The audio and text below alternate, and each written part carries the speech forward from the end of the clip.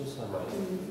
نحن كنا بحمص أنا وأهلي، صار مشاكل طلعنا على حلب، ضلينا بحلب شي سنتين، كمان صار مشاكل رحنا على تركيا تهريب، يعني إنه من طريق أنا وأهلي بس.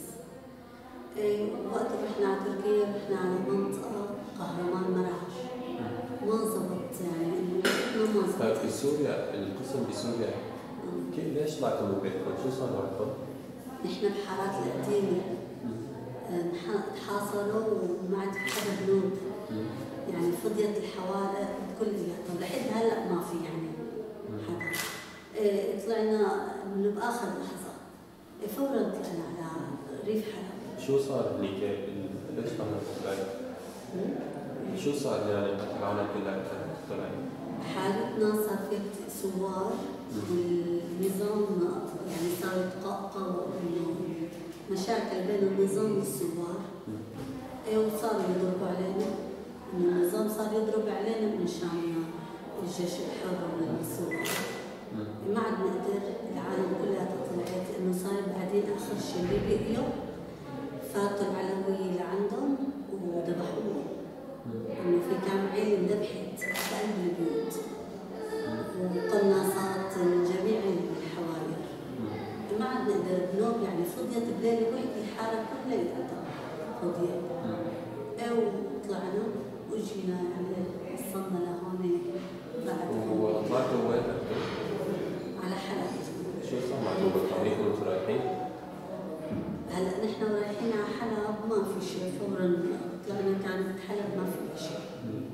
بعد كم شهر كمان صار في مشاكل يعني بحلب، كمان صار تفجيرات وكثير شغلات، ضلينا شي سنتين إلا. بعدين ما عم نقدر، لا في مي لا في كهرباء، ما في شيء، والقصف شغال. كمان يعني طلعنا على تركيا هيك فجأة، ما عاد نقدر. وقت اللي وصلنا تركيا. طيب قبل ما تنسى قسم سوريا، شو هي أسوأ لحظات أنت فيها؟ أسوأ لحظات إنه عم نستنى شلون نربط. وين؟ بالمعبر، ما بالمعبر، محل بين سوريا وتركيا. إنه ضلينا واقفين صرنا إنه نربط مشان العالم تربط في جورة هيك يعني وصلنا يعني إنه تعذبنا بالطريق. طيب جوا سوريا قضيتي شيء بأسوأ لحظات؟ بسوريا؟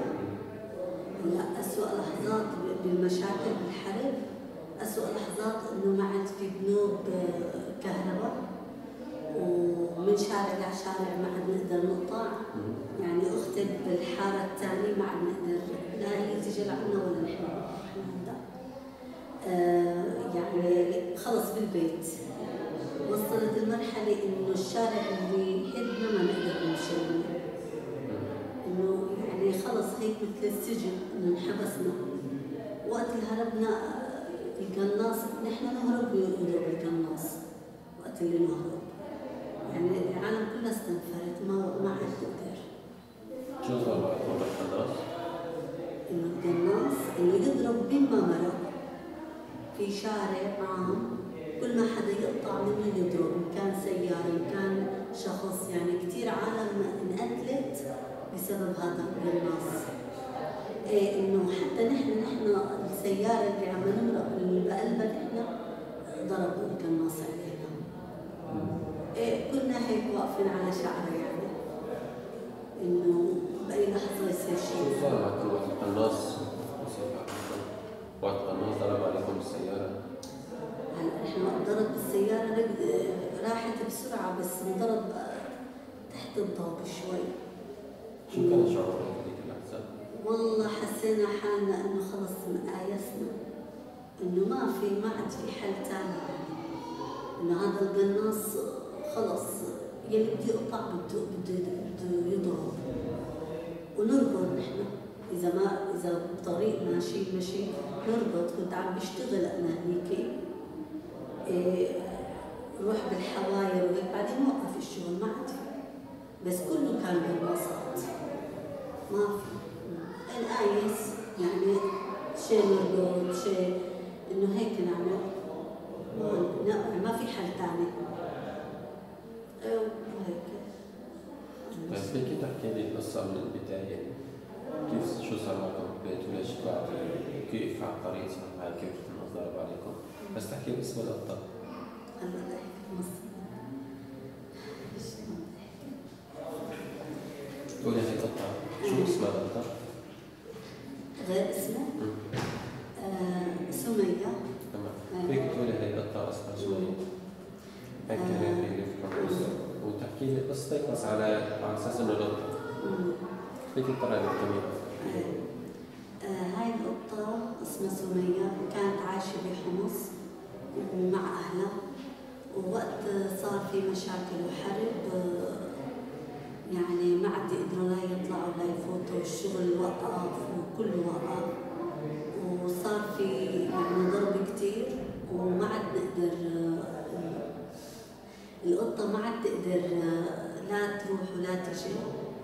وقت اللي فكرت القطة إنه تطلع القناصات كتير يضربوا عليهم، طلعت يعني هي على حلب، ورد رجع المشاكل نفسه. يعني كانت بحمص القطة عم يصير مع مشاكل، رد المشاكل بحلب صار فيها وصار أكثر، يعني بنايات تنهد أكثر لأنه القطة صار عندها مشاكل وحرب أكثر.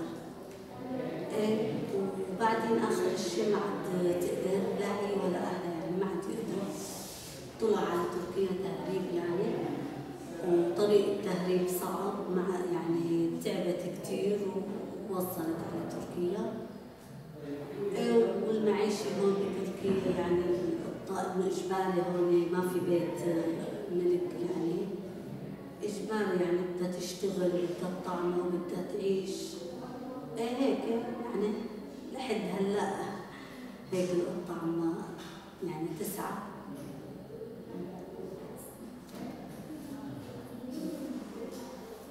فيك تحكي لي فيديو ثاني، فيديو قصير بس تحكي لي أسوأ لحظات عديتي فيها. أسوأ لحظات وين بسوريا؟ القطة ولا أنا؟ يعني القطة بس كان أسوأ لحظات للقطة سمية وقت اللي ما عاد في لا كهرباء لا في شيء نوم، والضرب كتير كتير قوي، ومن حالة لحالة ما عاد تقدر، يعني مثل التحاصر. يعني صار في يأس، إنه هي يأست وخلص، إنه عم تستنى إنه خلص قامت نهايتها، لأنه بأي لحظة بده يصير شيء. كانت هي هاي أكثر شيء لحظات الصعبة فيها.